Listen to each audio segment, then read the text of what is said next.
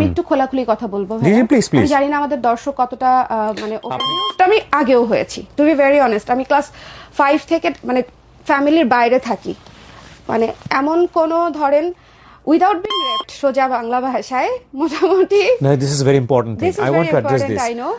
অনেক কঠিন ছিল, আমার কাছের মানুষ আমাকে অ্যাবিউজ করার চেষ্টা করেছে। আমি যাদেরকে ট্রাস্ট করতাম, আঙ্কেল ডাকতাম, ভাইয়া ডাকতাম, যাদেরকে আমার ফ্যামিলি থেকেও ট্রাস্ট করতো, সেই ধরনের লোকজন হচ্ছে ব্যাড টাচ করেছে। এবং আপনি কার সাথে শেয়ার করতে পারতেন না, না। আমি কার কাছে শেয়ার করব? আমি এতগুলো কথা বললাম কারণ হচ্ছে ওই দিন আমি প্রথম সুইসাইডাল চিন্তা করেছি, এবং আজকে প্রথমবারের মতো আমার সেকেন্ড ট্রমার কথা আমি শেয়ার করব, যেটা আমার বাবা মাও জানে না, কেউই জানে না। আমার মতো আত্মসম্মান বোধ সম্পন্ন একটা নারীর জন্য মানে ওই রাতটা আমার বাসর রাত, লিটারেলি আমি আজকে অন ক্যামেরা বলতেছি, কাল রাতের মতো ছিল। আসসালামু আলাইকুম প্রিয় দর্শক এবং শ্রোতা, আপনাদের সবাইকে আমন্ত্রণ জানাচ্ছি। বাংলাদেশের লিড পত্রিকাতে প্রতিবেদন হয়েছে, হয়তো আমার জানা মতে বা আমার অজানায় আরও অনেক জায়গাতে এসছে, এবং আমার খুব ব্যাপক কিউরিয়াসিটি হলো এই প্রতিবেদনগুলো পড়ার পরে। Then I knock my officials যারা আছেন যে ওনাকে একটু ইনভাইট করা যায় কিনা। সো উনি আমাদের এখানে এসছেন, এটা আমার জন্য খুব সুখের খবর। আমি আসলে খুব ভাষা জানি, এবং আমার যেটা হয় যে আমি যে কোনো গল্প শুনতে বসলেই খুব ভাষা জেনে বসি এবং পুরো গল্পটা খুব মনোযোগ দিয়ে শোনার চেষ্টা করি। সো আজকে তার ব্যতিক্রম হচ্ছে না, আমরা ওনার গল্পটা শুনবো এখানে। প্রথমে নামটা বলতে হবে নিজের মুখে। আমার নাম মারুফা আক্তার স্বর্ণা। স্বর্ণা হচ্ছে আপনার ডাকনাম, রাইট? জি, স্বর্ণা। বয়স বলতে সমস্যা আছে? কোনো সমস্যা নেই ভাই, 35। 35, ওকে। সো 35 বছরের জীবনের গল্প স্বর্ণার মুখে আমরা শুনবো। জি, আপনি শুরু করতে পারেন যেখান থেকে আপনার খুশি। আচ্ছা, আমার জন্মস্থান হচ্ছে নরসিংদী। আমরা 3 ভাই বোন ছিলাম, এখন আপাতত 2 বোন আছে। আমার ভাইয়া মারা গেছে 2011 সালে।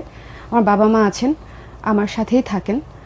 তো আমি হচ্ছে বড় হয়েছি নরসিংদীতে। 8ম শ্রেণী পর্যন্ত হচ্ছে আমি নরসিংদীতেই পড়াশোনা করেছি। আপনার বাবা কি করতেন, মানে একদম আর্লি চাইল্ড? হ্যাঁ, আমার বাবা ছিলেন ব্যাংকার, আর আমি আমাদের ভাই বোনের মধ্যে তৃতীয়, ওকে, সবচেয়ে ছোট। আমি যখন ক্লাস 5-এ পড়ি, হ্যাঁ, যখন 5ম শ্রেণীতে পড়ি, তখন আমার বোন হচ্ছে ঢাকাতে ভর্তি হবে কলেজে, তাও মানে ইউনিভার্সিটি না। ওর মাত্র হচ্ছে এসএসসি শেষ হয়েছে, তো এসএসসিতে সে খুব ভালো একটা রেজাল্ট করেছে। তো তারপরে তার খুব শখ সে ঢাকা সিটি কলেজে ভর্তি হবে। তো কেউ রাজি হচ্ছিল না। আমার বাবা মানে ঢাকায় আসতে হবে নরসিংদী থেকে ভাইয়া আমাদেরকে, এবং তাও একটা মেয়ে সন্তানের জন্য। সেখানে অনেক খরচ আছে, আমার বাবা একজন ব্যাংকার, আমাদের ওখানেও ফ্যামিলি আছে। আপু একা থাকবে কিভাবে, কোথায় থাকবে, কিভাবে পড়াশোনা করবে? আমার বাবা সব কিছুর বিপরীতে গিয়ে আপুকে ঢাকা সিটি কলেজে ভর্তি করালো। ওকে, খুব ভালো কথা। তখন আপনি ক্লাস 5-এ? আমি তখন ক্লাস 4-এ। ওকে, হ্যাঁ। তো আর 1 বছর পরে হচ্ছে আমার ভাইয়া হচ্ছে ইস্ট ওয়েস্ট ভার্সিটিতে ভর্তি হলো। তো তখন আমাদের 2 ভাই বোনই হচ্ছে ঢাকায়। হ্যাঁ। তো ওদের জন্য ফরচুনেটলি যেটা হয়েছে যে আব্বা চিন্তা করলো যে আমি ঢাকায় শিফট হয়ে যাই, এবং ইস্ট ওয়েস্ট ইউনিভার্সিটির খরচটা তো আসলে আমাদের মোটামুটি সবারই জানা। ওই সময়টাতেও আসলে অনেক খরচ ছিল। তো আমার মনে আছে আমি যখন ক্লাস 2-3-তে পড়ি, তখন আমি দেখে বড় হয়েছি যে আমাদের একটা বাড়ি হচ্ছে নরসিংদীতে, একতলা বাড়ি, জমি কেনা হয়েছে, আস্তে আস্তে কাজ হচ্ছে, কনস্ট্রাকশন হচ্ছে। আমরা সেই বাড়িতে উঠলাম। ক্লাস 5-এ যখন পড়ি, আমার বাবা সিদ্ধান্ত নিলেন বাড়িটা বিক্রি করে দিবেন।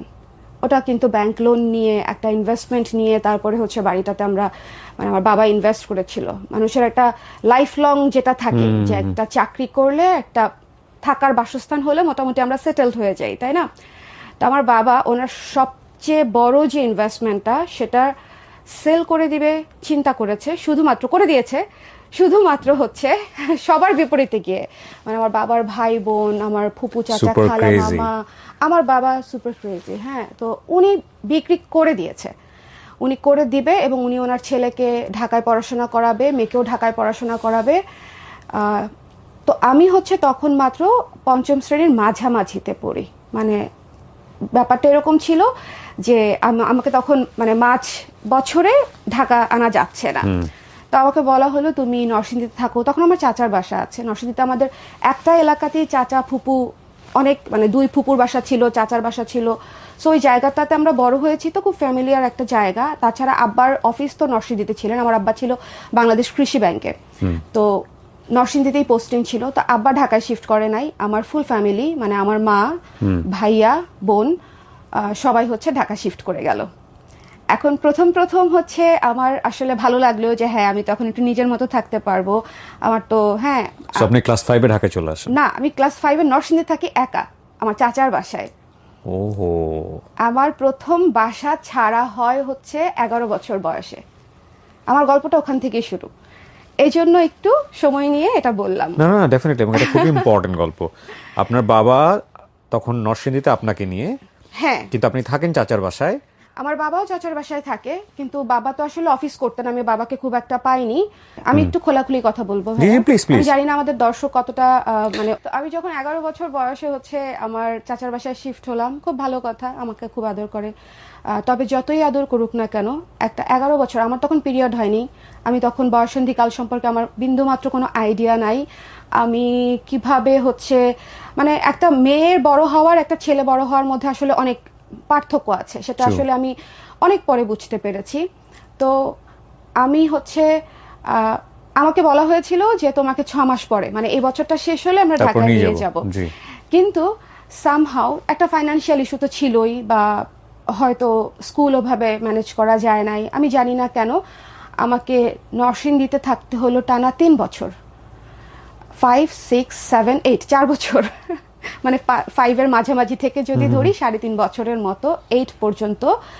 তো আমার জন্য ওই সময়টা অ্যাজ এ কিড, একটা বাচ্চা মেয়ে হিসেবে আমার লাইফের সবচেয়ে চ্যালেঞ্জিং সময় ছিল। ডেফিনেটলি ইটস বয়সন্ধিকালের একদম হ্যাঁ, ইনিশিয়াল আমি স্টেজ। অনেক কিছু অনেক পরে শিখেছি, অনেক কিছু অনেক পরে জেনেছি। এমনও হয়েছে যে আমার পিরিয়ড হয়েছে আমি জানি না, আমি রাস্তায় দৌড়াচ্ছি খেলছি, আমি জানি না এটা কি।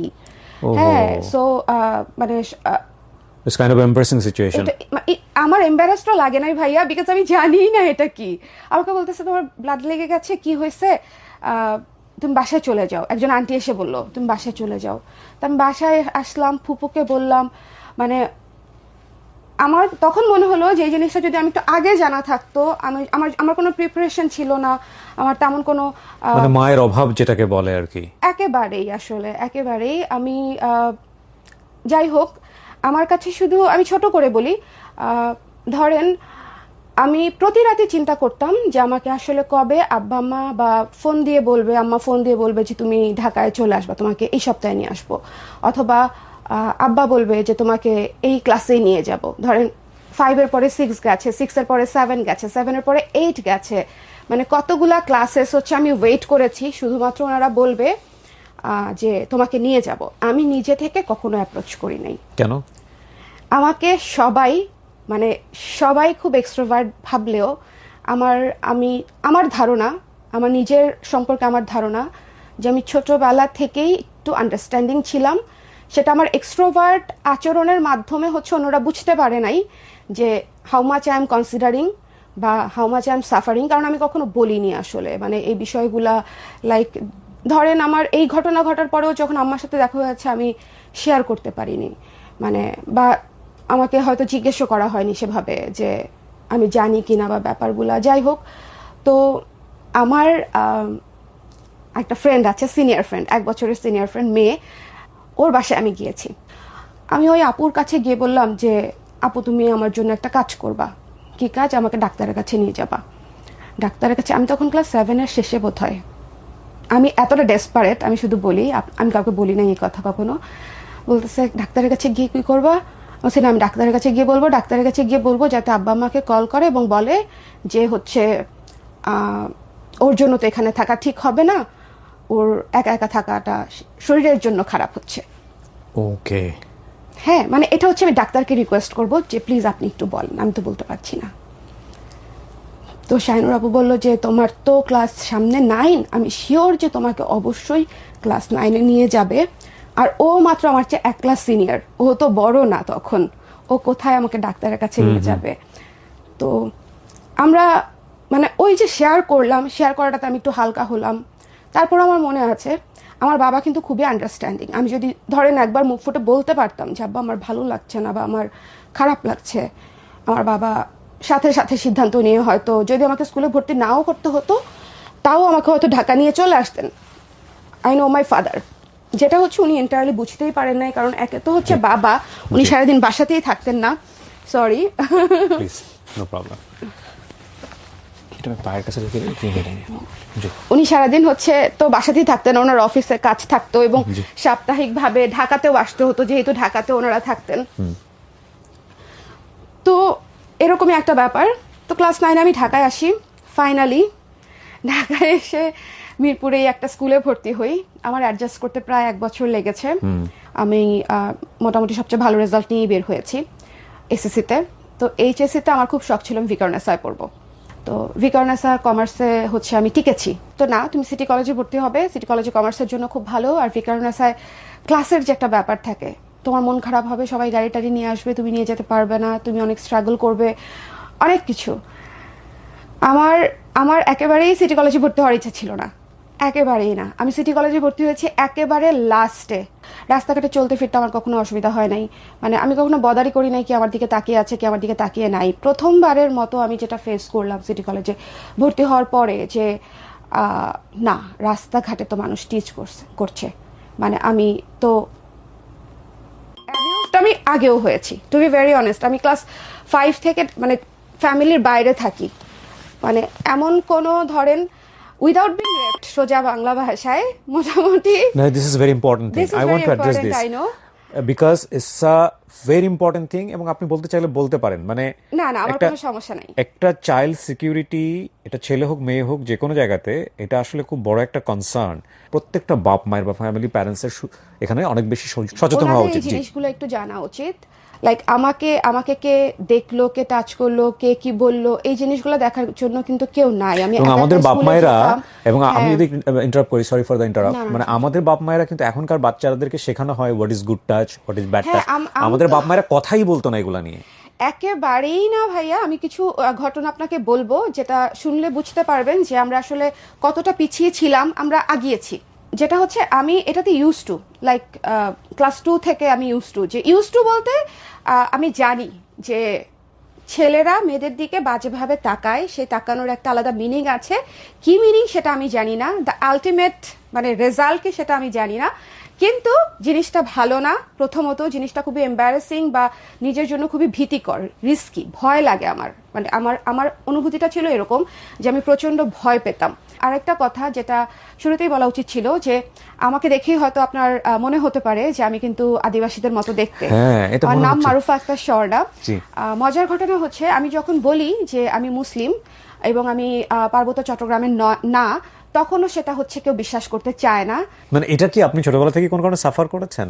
অনেক অনেক। আমি আমার নিজের নাম যতটা না বলেছি তার চেয়ে বেশি আমাকে বলতে হয়েছে যে না আমি মানে চাকমা না।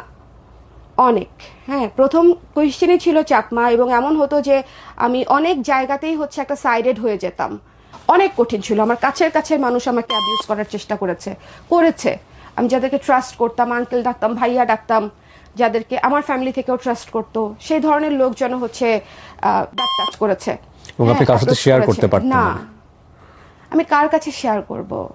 শেয়ার করতে পারি। আমি একটা জিনিস আপনাদেরকে ইন্ডিকেট করি, মানে বিশেষ করে যারা প্যারেন্টস আছেন, আপনার সন্তানের যেসব বিষয়গুলো নিয়ে আমরা বাবা মারা সবচেয়ে বেশি কনসার্ন থাকি, সেটা হচ্ছে তাদের ফিউচার কি হবে, লেখাপড়া কি হবে, তাদের জন্য ভবিষ্যতে আমরা কি রেখে যেতে পারবো। That is the big concern সব বাবা মার জন্যই। এই বিগ কনসার্নের পাশাপাশি প্যারালালি সবচেয়ে বড় কনসার্ন হিসেবে যেটাকে আপনি রাখবেন সেটা হচ্ছে তাদের ফিজিক্যাল অ্যান্ড মেন্টাল সিকিউরিটি। এই যে অ্যাবিউজ শব্দটা বারবার এখানে এসছে, ইউটিউব ফেসবুকের কমিউনিটি গাইডলাইন অনুসারে আমি ভিডিওটা প্রচার করবো যাতে করে পুরো বিষয়টা বোঝা যায়। এটার রেশিও হিউজ, এবং এটা নিয়ে ডিসকাশন তেমন একটা হয় না। এটাকে আমাদের সমাজে এখনও অনেক বড় ট্যাবু হিসেবে দেখা হয়। আমি যত কেস জানি এবং বিভিন্ন এনজিওর যতটা জরিপ আছে এটার ওপরে, আপনারা জানলে অবাক হবেন যে এটা কত ভয়ঙ্কর হতে পারে। এবং এটা ভয়ঙ্কর রেশিওর দিক থেকে শুধুমাত্র না, এই যে উনি বারবার কথা বলতে গিয়ে একটা জায়গায় স্টাক হয়ে আছেন এবং ওখান থেকে বের হতে পারছেন না, যে মেমোরির জায়গাটা থেকে হান্টিং ডাউন করছে তাকে মেমোরিতে। এটা যখন কোনো একটা বাচ্চার সঙ্গে ঘটে যায়, ও সারাটা জীবন জুড়েই ওই ট্রমা থেকে বের হয়ে আসতে পারে না, এবং এটা খুব ভয়ঙ্কর রকমভাবে কষ্টের একটা জায়গা। সো আপনার বাচ্চার এই সিকিউরিটিটা দুটো বিষয় এনশিওর করবেন। একটা হচ্ছে তার লার্নিংয়ের জায়গাটা, গুড টাচ ব্যাড টাচ, এবং একই সাথে কোনো বাচ্চাকে আপনি যখন বড় করছেন তাকে অন্তত এই বিষয়টা শেখান যে সে যদি কখনো কারো দ্বারা এই বিষয়ে যদি কোনোভাবেই এফেক্টেড হয়, সে যেন তার একটা বলার জায়গাটা থাকে, বাবার কাছে, মায়ের কাছে, ওই ফ্রেন্ডলি এনভায়রনমেন্টটা তাকে দেন। অবশ্যই আপনি তো পুরো পৃথিবীকে কারেকশন করতে পারবেন না, কিন্তু আপনার বাচ্চা কোনো না কোনোভাবে এটা হয়েছে, আপনার বাচ্চার জন্য বলার জায়গা থাকে, এরকম একটা সম্পর্ক আপনার বাচ্চার সঙ্গে আপনাকে অবশ্যই গড়ে তুলতে হবে, এটা মাস্ট। আর সেকেন্ড কনসার্ন হচ্ছে আপনার বাচ্চা যাতে করে এই ধরনের অভিজ্ঞতার মধ্য দিয়ে না যায় সেজন্য তাকে একটা উপযুক্ত পরিবেশ দেয়া। কাউকে বিশ্বাস করবেন না, নেভার এভার, কাউকেই না। জি প্লিজ কন্টিনিউ করেন। আরেকটা ব্যাপার আছে ভাইয়া, আমরা কিন্তু মনে করি যে বাচ্চারা নিজে থেকে এসে সবকিছু বলবে, বলে বাচ্চারা না। তো চঞ্চল হয়, বাচ্চারা তো অ্যাক্টিভ হয়, সো বাচ্চারা দ্রুত নিজে থেকেই ভুলেও বলবে, যায়, হ্যাঁ। বাচ্চারা ব্যথা পেলে বলবে। আমি আমার ছেলেকে দেখেই বুঝি যে আমার ছেলে ব্যথা পেলে বলে না, চেপে যায়। তো যাই হোক, তখন হচ্ছে আমার অ্যাডমিশন টেস্ট হলো জাহাঙ্গীরনগর বিশ্ববিদ্যালয়ে। ওকে। তো আমি অ্যাকাউন্টিং নিয়েছি। আমার লাইফের অ্যাম্বিশন ছিল আমি বাইরে পড়তে যাব, MBA বা হোয়াট এভার, পরের ডিগ্রি, PhD। আমি আমার বিশ্ববিদ্যালয় জীবনে আমি ওখানে কখনো ইউজড হই নাই, বা কোনো অড সিচুয়েশনে সেভাবে আমাকে পড়তে হয় নাই পার্সোনালি। তখনও 2টা টিউশনই করতাম, তখনও কিন্তু আব্বা টাকা পাঠাতেন।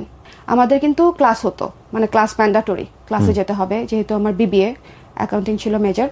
তো আমি প্রথম বিজনেস শুরু করলাম হচ্ছে কাপড়েরই, তার সাথে শুরু করলাম হচ্ছে একটা পিঠার বিজনেসও। কোথায় এটা, মানে জাহাঙ্গীরনগরেই। পড়ার সময়? পড়ার সময়। আচ্ছা, কেন করলেন এটা? পিঠার করলাম কারণ পিঠাতে হচ্ছে ইনভেস্টমেন্ট লাগে না। মানে আইডিয়াটা কেন আসলো মাথায় হুট করে? আপনি তো টিউশনই করাচ্ছেন। কারণ হচ্ছে আমি বিজনেস করতে চাই ভাইয়া। অনলাইনে পিঠা ছবি পোস্ট করলে অর্ডার আসতো, তো মার্কেটিং টার্গেটিং তো কিছুই ছিল না, নিজেদের মধ্যেই করার চেষ্টা করতাম। তখন ড্রিম ওয়েভারের প্রথম একটা ওয়েডিং ফেস্ট ছিল, প্রথম ফেস্ট করেছিল এটা ওদের, তো কত সাল ভুলে গেছি। ড্রিম ওয়েভার অ্যাকচুয়ালি ফটোগ্রাফি করে ওনারা। হ্যাঁ, সো ওদের প্রথম ওয়েডিং ফেস্ট ছিল একটা, বোধহয় একটা 2-3 দিন ব্যাপী মেলা টাইপের ড্রিক গ্যালারিতে। তো প্রথম মেলা অংশগ্রহণ করা ছিল আমার হচ্ছে পিঠা নিয়ে। পিঠা আপনি মানে ইনিশিয়ালি আমি ইউনিভার্সিটিতে বানাইনি, কিভাবে? আমি হচ্ছে গাজরের হালুয়া বানিয়েছি বা আদার্স জিনিসপত্র, সেমাই টেমাই এগুলো আমি বানিয়েছি। আমাদের হলে কিচেন ছিল, কিচেনে হচ্ছে রান্না টান্না করা যায়, সেগুলো কোনো সমস্যা। মানে ফ্যাক্ট হচ্ছে আপনি অ্যাকাউন্টিং এ পড়ছেন, দুটো টিউশনই করছেন, পাশাপাশি হ্যাঁ। আপনার মনে হচ্ছে যে আমার আরো কিছু করতে হবে, আর কিছু করতে হবে, এবং হ্যাঁ, আপনি পিঠার মতো জিনিস নিয়ে কাজ করেন। আপনি পিঠা- সময় ম্যানেজ করতেন কিভাবে? আর জাহাঙ্গীরনগরে পড়লে তো আমরা জানি যে ওইখানে একটা অন্যরকম জীবন থাকে, পাক পাখালি, সৌন্দর্য, প্রেম ট্রেম হয় মানুষের। একেবারেই অন্যরকম জীবন। মানে জাবিতে যারা আসলেই পড়াশোনা করেছে তারা জাবিকে মানে অন্যভাবেই আসলে ট্রিট করে, এটা খুব স্বাভাবিক ব্যাপার। আর এছাড়া হচ্ছে আমি আরেকটা জিনিস চিন্তা করছিলাম তখনই ইনিশিয়ালি, সেটা হচ্ছে কাপড়ের কিছু করা যায় কিনা, বিকজ আমি আসলে দেশি কাপড়ের অনেক বড় ভক্ত। এবং আমাদের সময় আমি যখন দেখতাম যে সবাই 9-10 ইন্টারে হচ্ছে যখন আপনার ইন্ডিয়ান জামা কাপড় পরতো, ইন্ডিয়ান গর্জিয়াস জামা কাপড় পরতো সুন্দর, কিন্তু আমি তখন দেশাল থেকে 2টা ফতুয়া কিনতাম, বিকজ এটা আমি সারা বছর পরতে পারবো, খুবই আরাম এবং আমার কাছে কমফোর্ট লাগে। আমি প্রচুর ফতুয়া পরেছি ওদের। বা আজিত সুপার মার্কেট ছিল আমার ইন্টারের পরের, মানে লাইক আমাদের দুই ফ্রেন্ডের আসা যাওয়ার একটা মানে খুব কমন মিট আপের একটা প্লেস ছিল। মানে ওখানে ঘুরে ঘুরে দেশীয় জামা কাপড় কেনা, বা নিউ মার্কেটে ঘুরে ঘুরে ম্যাচিং করে করে সুতি কাপড় দিয়ে ড্রেস বানানো, এই জিনিসগুলো ছিল আমাদের হবি। তো আমার কাছে মনে হলো যে আমি আসলে কাপড় নিয়ে করি, কারণ আমি একে তো পরতে পছন্দ করি, আর দ্বিতীয়ত যখন কেউ আমার ডিজাইনটা ভালো লাগছে বলছে, তখন আমার ভাল লাগছে। 2014 সালে হচ্ছে আমি একটা পেজ খুললাম। পেজ খুলে সেখানে আমার নিজের জন্যই বানানো বেশ কিছু ফতুয়া ছিল, মানে আমার সাইজে আমার জন্যই বানানো, মূলত কিছু টুকরা কাপড়, একটা শাড়ির ব্লাউজ পিস, একটা টুকরা, আর হয়তো এক্সট্রা 2-3 গজ কাপড়ের মতো হয়তো আমি কিনেছিলাম, কিছু লেস, কিছু টুকরা টুকরা ফুল, হ্যাঁ, মানে এই টাইপের জিনিসপত্র ছিল, মেয়েদের কাছে থাকে এগুলা। তো তারপর আমার কাছে মনে হলো ঠিক আছে আমি একটা ডিজাইন দাঁড় করাই। আমি 3টা ড্রেস দাঁড় করিয়েছিলাম, 3টা ড্রেস দেখার মতো, লাইক মানে সবাই খুব প্রশংসা করেছে। 2014 সালে পেজের নাম কি ছিল? Colour craze. এটা কি এখনো আছে? এখনো আছে। কি নাম? Colour craze. Colour craze. Colour craze. Okay, তখন আপনি ইউনিভার্সিটিতে? তখন আমি ইউনিভার্সিটিতে। ওকে, কি নাম দিব? আমার প্রোডাক্ট রেডি আছে, কিন্তু নাম ফিক্স করতে পারছিলাম না বলে 1 মাস ডিলে হয়ে গেছে। তো আমি তখন কালার ক্রেজ হচ্ছে আমার যে বর্তমান হাজবেন্ড, সে হচ্ছে রিকমেন্ড করলো। তো ও ফাইন্যান্সে ছিল, আমরা সেম ব্যাচ, ও ফাইন্যান্সে ছিল, আমি অ্যাকাউন্টিং এ ছিলাম। ও খুবই শান্ত, ভদ্র, সাপোর্টিভ বয়ফ্রেন্ড এবং হাজব্যান্ডের যে রোল মডেল যদি কেউ দাঁড় করায় তাকে সেখানে মোটামুটি একটা টেমপ্লেটে রাখা যাবে। ওকে, হ্যাঁ, রাখা যাবে। মানে আমার কাছে মনে হয়েছে আমার ওই যে সেফটিটা জীবনে ছিল না, যে অস্থিরতা ছিল, সেটা কমপ্লিটলি ওর সাথে পরিচয় হওয়ার পরে আমি একজনকে দেখলাম যে খুব কাম, কোয়াইট, অনেস্ট, লয়াল, এবং respectful, very good. Very important.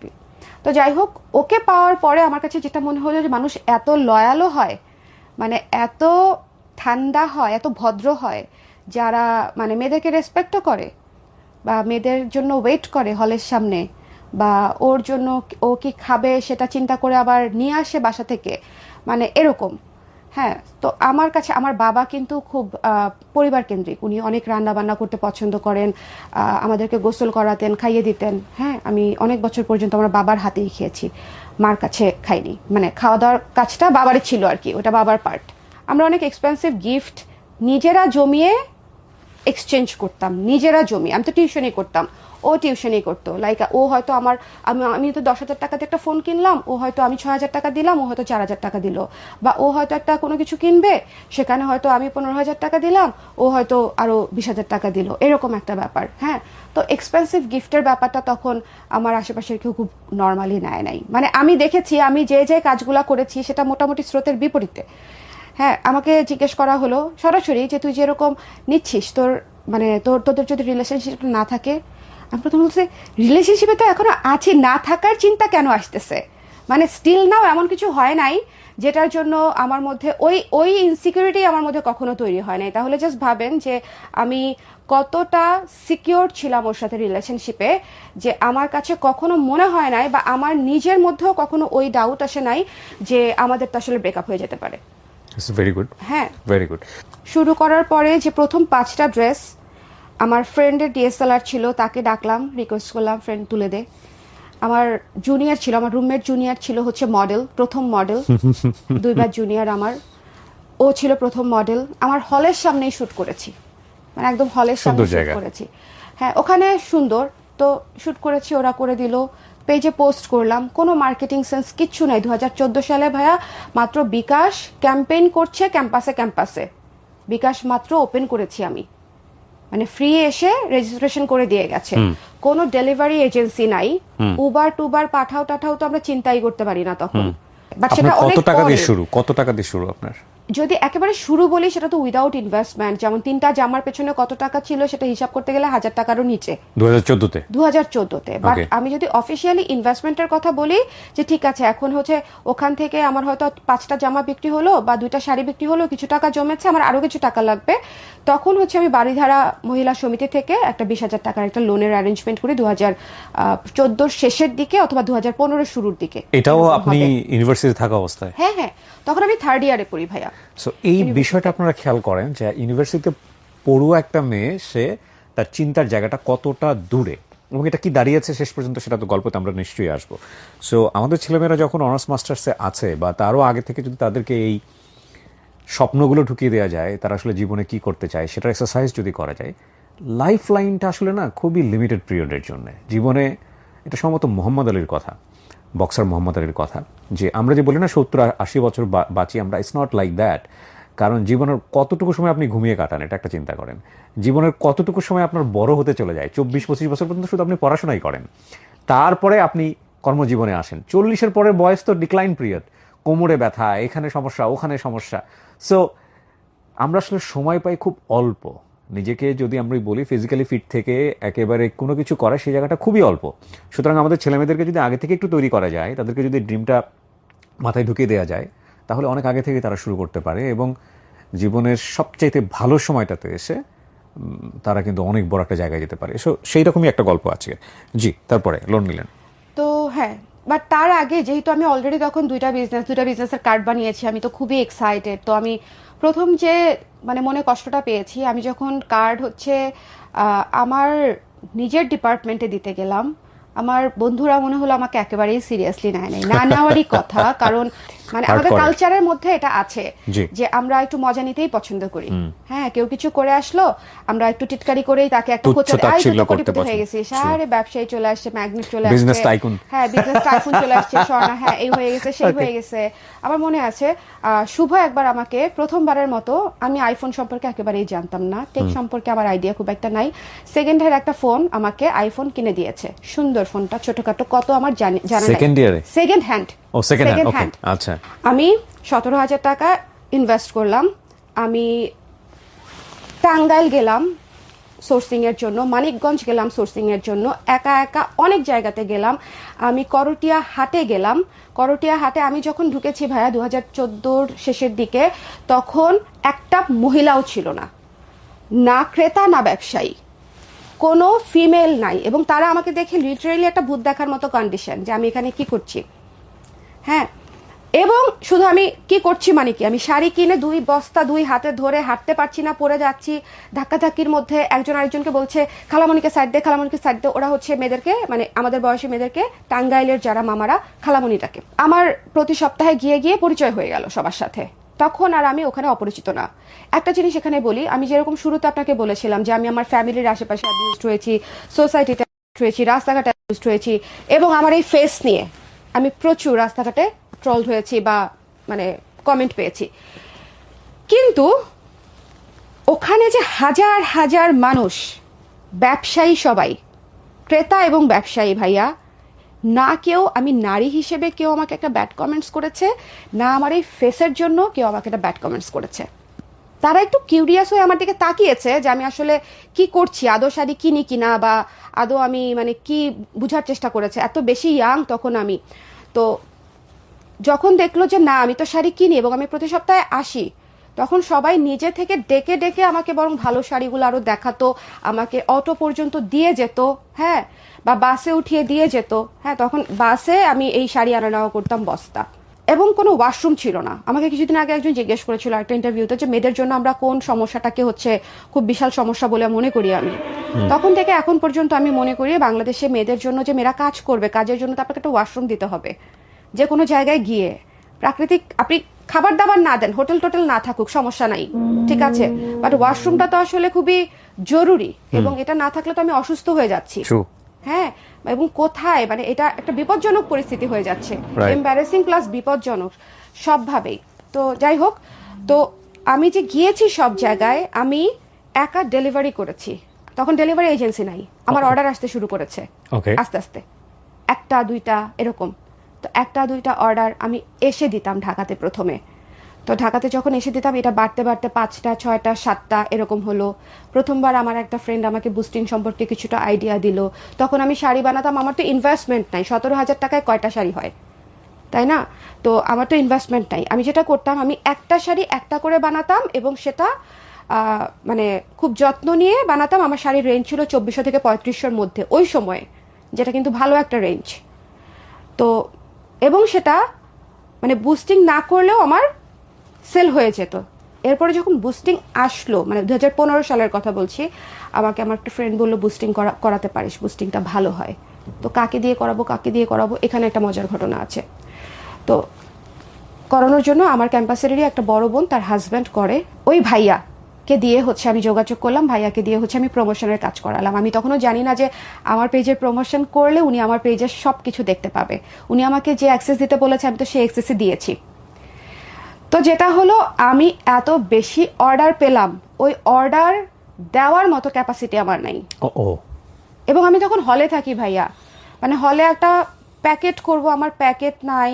Packet কিনতে যেতে হয় চকবাজার, আমি চকবাজার থেকে প্যাকেট আনলাম, এগুলো আনলাম, মানে 2014-15 দেখেন আমার রুমে আরো 3 জন থাকে, শব্দ হচ্ছে, ডিস্টার্ব হচ্ছে, এটা তো আসলে এভাবে আসলেই কাজ করার জায়গা না। তারপরে ওরা অনেক সাপোর্টিভ ছিল। আমি যেটা করতাম, সবগুলা পার্সেল নিয়ে আমি ডাইনিং এ চলে যেতাম।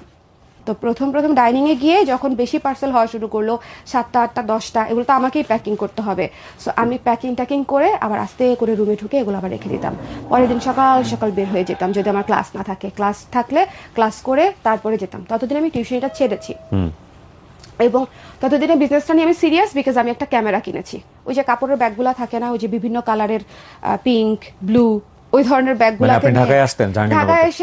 ঢাকায় এসে জাহাঙ্গীরনগর থেকে ঢাকায় আসতাম। ঢাকায় এসে আমি উত্তরা একটা, খিলগা একটা, বাসাবো একটা, মিরপুর একটা, এরকম জায়গায় বিভিন্ন জায়গায় আমি পার্সেল দিতাম। এবং এমনও হয়েছে যে আমি আমার কাস্টমারদের কাছে বলেছি যে আমি কি একটু আপনাদের ওয়াশরুমটা ইউজ করতে পারি, বা হচ্ছে মানে বা 1 গ্লাস পানি কি খাওয়া যাবে, এরকম। আমি ভীষণ টায়ার্ড হয়ে যেতাম। আমার কাছে তখন মনে হতো, এবং আমি খুবই এমন না, দেখেন আমার তখনও আমার বাবা কিন্তু টাকা দিচ্ছে, আমি টাকা নেওয়া বন্ধ করি নাই, বন্ধ করেছি আরো 2-1 মাস পরে। মানে আমি যখন মোটামুটি একটা সিগনিফিক্যান্ট অ্যামাউন্ট আমার মান্থলি আসছে, তখন হচ্ছে আমি বন্ধ করেছি। তো এমন না যে আমাকে ওভাবেই টাইট স্কেডিউলেই থাকতে হবে, কিন্তু আমি প্রতিটা পাই টু পাই জমিয়ে জমিয়ে বিজনেসে ইনভেস্ট করতাম। বিউটিফুল। আপনি ওই আপনার বিজনেস দেখতে পেতো কোন একটা কিছু বলতে চাচ্ছিলেন, যিনি আপনাকে বুস্টিং করাতো। এক্স্যাক্টলি। তো বুস্টিং এর সময় আমার যে অর্ডার আসা শুরু করলো, ওটা তো আমার ক্যাপাসিটি নাই, আমার রাখার জায়গা নাই। তো তখন হচ্ছে আমি একটা রুম নিলাম। আমার ফ্রেন্ড তখন থাকতো মানে ক্যাম্পাসের পাশেই, ও একটা ফ্ল্যাটে থাকতো। তো ওর পাশের রুমটা বললাম যে আমার জন্য স্টকের রুম করে দে তুই, আমি থাকবো না, আমি আমার রুমেই থাকবো, আমি থাকিও নি। তো আমি ওখানে শুধু আমার স্টক রাখতাম আর শুট করাতাম, মডেলরা আসতো শুট করাতাম। তখন মোটামুটি এই যে আমি ফুল ফ্লেজে কিন্তু আস্তে আস্তে ঢুকে যাচ্ছি।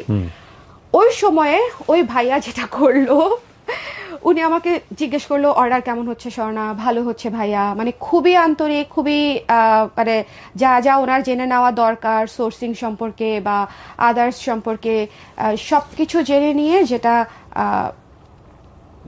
হলো আলটিমেটলি যে 3 মাস পরে, আমার বুস্টিং করার 3 থেকে 4 মাস পরে উনি ওনার নিজের পেজ দিয়ে দিলেন, নিজের বিজনেস শুরু করে দিলেন নিজের সেম বিজনেস। প্রোডাক্টের। ওহো, সেম প্রোডাক্টের, ঠিক আছে। উনি এবং ওনার ওয়াইফ, উনি প্রথমে শুরু করেছে, তারপর ওনার ওয়াইফ, আমি যতদূর বুঝতে পারি যে অ্যাড হয়েছেন আর কি। এটা না আমার জন্য ওই বয়সে একটু শকিং ছিল। এই সময় হলে এটা কোনো ব্যাপার না, মানে আমি বুঝতে পারতাম বা আন্ডারস্ট্যান্ডিং হতো জিনিসটা, যে ঠিক আছে ওনারও ইচ্ছা করছে উনিও বিজনেস করছে, আমারও ইচ্ছা করছে আমি বিজনেস করছি। বাট তখন আমার কাছে আর কোনো প্রমোশন করানোর মতো আর কোনো লোক নাই, আমি কাউকে চিনি না ভাইয়া, এবং তখন কোনো এজেন্সি নাই। মানে এখন তো ধরেন একটু এজেন্সি আমি মুখে নিলেও দেখবো যে মানে মোবাইলে সব চলে এসেছে। মানে আমাদের সাপ্লায়ার সেম, বিকজ উনি জানে সাপ্লায়ার সেম, শাড়ির ধরন সেম, এবং সবচেয়ে বড় কথা উনি তখন হিউজ ইনভেস্টমেন্ট করতে পারছে। ওনার তো তখন অলরেডি মানে অনেক ইনভেস্টমেন্ট, উনি তো আর স্টুডেন্ট না, তাই না? কাইন্ড অফ টিম মেম্বার, খুব কি টিম মেম্বার ওনার একজন কম্পিটেন্ট হয়ে গেছে। তো 4th ইয়ারের পরে আমি এমবিএ জাহাঙ্গীরনগর করবো কি করবো না এটা নিয়ে আমার একটু সংশয় ছিল। বিজনেসের কারণে আমি চাচ্ছিলাম না এমবিএটা জাহাঙ্গীরনগর করতে, ঢাকায় করতে চাচ্ছিলাম। বাসা থেকেও মোটামুটি রাজি হলো না, এবং আশেপাশে সবাই বললো মাত্র 5,000 টাকায় তুমি ওখানে এমবিএটা করে ফেলতে পারছো, তুমি পাবলিক ইউনিভার্সিটির একটা সার্টিফিকেট না নিয়ে প্রাইভেটে যদি নাও এটা কেমন হবে। আমার মূলত হচ্ছে ইচ্ছা ছিল যে আমি যদি প্রাইভেটে পড়ি, আমার তো বিজনেসটা আছে, আমি হয়তো নিজের খরচটা প্রথমে না চালাতে পারলেও 1-2 মাস পর থেকে আবার চালাতে পারবো। আই নো, ওইটুকু কনফিডেন্স আমার আছে। কারণ তখন পার ডে এমনও গেছে আমি 30টা পার্সেল দিয়েছি, 35টা 40টা পার্সেল দিয়েছি ওখানে থেকেই, ক্যাম্পাসে থেকেই। ওই 1.5 বছর ছিল আমাদের এমবিএ। 1.5 বছরে প্রথমত বাসা থেকে চাপ দিতে শুরু করলো যে যেহেতু বিবিএ শেষ, আমি এখন অনেক জায়গাতেই এলিজিবল টু অ্যাপ্লাই জবের জন্য, তুমি জবের জন্য অ্যাপ্লাই করো, বিসিএস এর জন্য অ্যাপ্লাই করো, বিবিএ শেষ হলেই তো করা যায়, গ্রাজুয়েশন শেষ হলেই করা যায়। এখন আমি তো করবো না, আমি তো বিজনেসটা করব। আমার অঙ্ক খুব সহজ, আমি যদি মাসে এতটা শাড়ি বিক্রি করি, আমার মাসে এতটা সেল আসবে, এত টাকার মধ্যে আমার এত টাকা থাকবে, হ্যাঁ, যেটা এই মুহূর্তে সবচেয়ে ভালো স্টার্টিং স্যালারির চাইতেও বেশি। ওকে, আমি এভাবে কখনো কাউকে বলিনি, এটা জাস্ট আমার একটা ক্যালকুলেশন ছিল। কত হতো রেভিনিউ প্রতি মাসে ওখানে? হ্যাঁ, রেভিনিউ তখন চিন্তাই করতাম না, কারণ হচ্ছে ধরেন আমি যদি পার ডে তখন এভারেজে কম করে যদিও 15টা ধরি, তাহলে তো মাসে কতটা পার্সেল হয়, হ্যাঁ, বা 20টা যদি ধরি 600 পার্সেল হয়। 600 পার্সেলে তখন আমার মিনিমাম শাড়ির প্রাইস ছিল 1800 টাকা। মিনিমাম 1800, ম্যাক্সিমাম 2400, 2500, 2800 ওকে। এরকম। এগুলোতে আপনার পার্সেন্টেজ কিরকম থাকতো? যদি উইদাউট, তখন পার্সেন্টেজ ভালো থাকতো, কারণ আদার্স তো কোনো খরচ ছিল না, পুরোটাই আগাগোড়া আমি করতাম। তো তখন মোটামুটি ভালো 40%। ও, কারণ আমার তখন কোনো এমপ্লয়ি ছিল না, তো 0 এমপ্লয়ি। হিউজ। হ্যাঁ, আপনি ক্যালকুলেশন করে বের করে নিন, এটা তো বড় অঙ্কের অর্থ। বড় অঙ্কের অর্থ, কিন্তু আমি তো রাখতে পারিনি, কারণ হচ্ছে আমি খরচ করে ফেলতাম এক, আর দ্বিতীয়ত ইনভেস্ট করেছি বিজনেসে। কিন্তু যখন এই যে আমি বললাম আমি যদি ঢাকায় শিফট হতাম, এটা আরো বুস্ট হতো ওই টাকাটাই। কিন্তু আমি যখন ওখানে রয়ে গেলাম ভাই, আমার বিজনেসটা তখন মানে একেবারে গ্রোয়িং বিজনেসটা আমি একদম বসিয়ে দিয়েছি, কারণ আমি প্রোডাক্ট সোর্সিং করতে পারছি না, বুস্টিং করাতে পারছি না ওনাকে দিয়ে, এবং ততদিন আমি মোটামুটি ডিপ্রেশনে, কারণ আমি কারো কাছ থেকে কোনো হেল্প পাচ্ছি না, এবং বাসা থেকে কন্টিনিউয়াসলি প্রেশার ক্রিয়েট করছে যে তুমি হচ্ছে অবশ্যই বিসিএস দিবা, অবশ্যই বিসিএস দিবা। বিসিএস এর একটা রেজিস্ট্রেশনও করেছিলাম, ফর্ম ফিল আপ, পরীক্ষা দিতে যাই নাই। এমবিএ শেষ হওয়ার পরে, ততদিন এমবিএ ধরেন শেষ হয়ে গেছে, যে এমবিএ যখন করেছি তখন আমি তো অবশ্যই মানে একটা চাকরি করব, চাকরির পাশাপাশি তুমি ব্যবসা করতে পারো, মানে আমাদের সাইকোলজি তখন পর্যন্ত আমার বাবা মা এইটুকু আমাকে অ্যালাউ করেছে। স্টুডেন্ট লাইফে করেছো ঠিক আছে, হ্যাঁ মানে ওটা ঠিক আছে, নিজেকে সাপোর্ট করার জন্য করেছো বা শখ পূরণ করার জন্য করেছো, ঠিক আছে, বাট বিষয়টা আসলে সেটা ছিল না শুধুমাত্র, ইট ওয়াজ মোর দ্যান দ্যাট। এটা আমার একটা আইডেন্টিটি হয়ে গেছে ততদিনে, এবং আমি মানে পছন্দ করি, মানে আই লাভড দ্যাট আর্নিং। আমি যে এত পরিশ্রম করেছি, কেউ তো আমাকে বলে নাই সারাদিন তুমি 2টা সিঙ্গারা খেয়ে থাকো, সারাদিন তুমি মানে মানে জাস্ট রিক্সা করে পার্সেল ডেলিভারি করো বা বাসে, লোকাল বাসে উঠে উঠে পার্সেল ডেলিভারি করো। আমি তো পুরাটাই না করলে পারতাম, পুরাটাই না করলে পারতাম, বাট আমি কেন করেছি? বিকজ আমার ওইটা ভালো লেগেছে, আই এনজয়েড দ্যাট। এমন হয়েছে ভাইয়া, আমার এক ক্লায়েন্ট ছিল, উনি শাড়ি নিবে 20টা 15টা, হ্যাঁ, তো উনি বলেছে আপু, একজন না বলি সাভারের আশেপাশে একজন চেয়ারম্যানের ছেলে অনেকগুলা, তার মানে ফ্যামিলি মেম্বার্সরা শপিং গিয়ে করে না, তো অনলাইনে আমার পেজটা দেখেছে, ফোন দিয়ে বলেছে আপু আপনি কি আমাদের জন্য 30-40টা শাড়ি নিয়ে আসতে পারবেন, আমরা দেখে অনেকগুলা শাড়ি রাখবো। ঠিক আছে, আমি গিয়েছি। আমি কিন্তু ততদিনে বিবিএ গ্রাজুয়েট। তো গিয়েছি, যাওয়ার পরে 2টা বড় বড় বস্তা আমি একা একা নিয়ে গেছি বাসে, লোকাল বাসে। তো যাওয়ার পরে ওনারা আসলে অনেকগুলো শাড়ি রাখলেন, প্রায় 25-30টার মতো, এবং আবারও নিলেন। এরকম অনেক হয়েছে যে আপনি নিয়ে আসেন, যদি ভালো লাগে তাহলে নিব। তখন গিয়েছি। একবার হয়েছে একটা ব্লাউজ পিস এক আন্টির পছন্দ হয় নাই, আন্টির মেয়ে হচ্ছে বিদেশ থেকে অর্ডার করেছে, হ্যাঁ, তো উনি মনে হয় প্রায়ই অর্ডার করে। আন্টি খুব বিরক্ত মেয়ের প্রতি যে কেন হচ্ছে এত অর্ডার করে, টাকা ওয়েস্ট করে। আন্টিরাও তো তখন আসলে অনলাইন শপিং এর সাথে মানে ইউজ টু না, আই আন্ডারস্ট্যান্ড, বাট আন্টি এত বাজে বিহেভ করেছে মানে যেটা আসলে বলার মতো না। তো আমি শুধুমাত্র আপুকে ওটাই বলেছি যে আপু আমি একজন বিবিএ গ্রাজুয়েট, আমি আসলে ওভাবে নিজে না গেলেও পারতাম, বাট যেহেতু আমার বিজনেসটা এখনো ছোট সেজন্য আমি নিজেই গিয়েছিলাম। আন্টিকে প্লিজ একটু বলবেন যে এরপর থেকে যদি কেউ যায়, স্পেশালি ফিমেল, তাকে যাতে এভাবে ট্রিট না করে। উনি খুবই লজ্জিত হয়েছেন, বুঝতে পেরেছেন, হ্যাঁ। তো আন্টিদের ধারণা হচ্ছে এই কাজগুলো তো আসলে এই ধরনের না, এবং ছেলেমেয়েরা এটা করে না। মেয়েরা করে না, প্লাস হচ্ছে যে মেয়েরা করে সে মেয়েরা আসলে ভালো ফ্যামিলি থেকে বিলং করে না। ওহো, হ্যাঁ, মানে বিহেভিয়ারটা সামাজিক এরকমই ছিল। পারসেপশন চেঞ্জ করা খুব ডিফিকাল্ট। না, জি, আমরা perception, ওই জায়গাটা একটু যেতে চাই স্বর্ণা, সেটা হচ্ছে আপনার বিজনেসের গ্রোয়িং এর ফেজটাতে একটু আসতে চাই। হ্যাঁ, ওকে, গ্রোয়িং এর ফেজটাতে ভাগ ততদিন আমি ঢাকায় শিফট করেছি। আমার এমবিএ শেষ হলো। এমবিএ শেষ হওয়ার পরে তখন মোটামুটি ভাটা পড়ে গেছে, কারণ হচ্ছে আমি কাউকে দিয়ে প্রমোশন করাতে পারছি না। আমি অনেক খুঁজেছি, আর সবচেয়ে বড় কথা প্রমোশন যে করাবো আমি ট্রাস্ট গেইন করতে পারছি না ভাইয়া। বাট তখন আমি বিজনেসটা করছি খুব অল্প পরিসরে, অর্গানিক সেল যেটাকে বলি আর কি আমরা। তখন হচ্ছে আমার ওই যে 30টা 25টা পার্সেল থেকে আমার পার্সেল নেমে আসলো 5টা, 4টা, 3টা। মানে আমার স্টিল না মনে আছে যে আমি কি ধরনের কথাবার্তা শুনেছি বা কি ধরনের, এবং এটা মানে ব্রাউন প্যারেন্টসরা খারাপভাবে বলতে গেলে কতটুকু খারাপভাবে বলতে পারে সেটা মোটামুটি আমাদের আইডিয়া আছে। আমি ডিসক্লোজ না করি সবকিছু, মানে আমি এতগুলো কথা বললাম কারণ হচ্ছে ওই দিন আমি প্রথম সুইসাইডাল চিন্তা করেছি। আমি রাত 2:30টার সময়, ঘুমাচ্ছে তখন সবাই, সারা রাত আমি কান্না করেছি। রাত 2:30-3টার সময় হচ্ছে আমি অনেকক্ষণ ছাদের একদম সাইডে গিয়ে দাঁড়ায়, আমি এটা এই জীবনের প্রথম, মানে কেউ কোনোদিন চিন্তাও করতে পারবে না যে স্বর্ণার মতো স্ট্রং মেন্টালিটির কেউ ওই পর্যায়ে থেকে হচ্ছে ফিরে আসছে, মানে এটা কেউ জানে না। আপনি তখন ম্যারিড না? না, আমি তখন ম্যারিড না, তখন বিয়ে হয়নি, 2017 সালের কথা বলছি। শুভ তো তখন আপনার লাইফে ছিলই। শুভ সাপোর্টিভ ছিল, বাট ওই সাপোর্টটা তো আসলে মনে করেন মানে শুধুমাত্র এনাফ না, ওর তো ওই সময়ে আমার লাইফে সিদ্ধান্ত নেওয়ার কোনো রাইট নাই, তাই না? এমনিতে আমার বাবা মা কিন্তু সাপোর্টিভ, বাট তারা কোনোভাবেই বিজনেসটা আসলে মানে এটা আসলে পারছিলেনই না।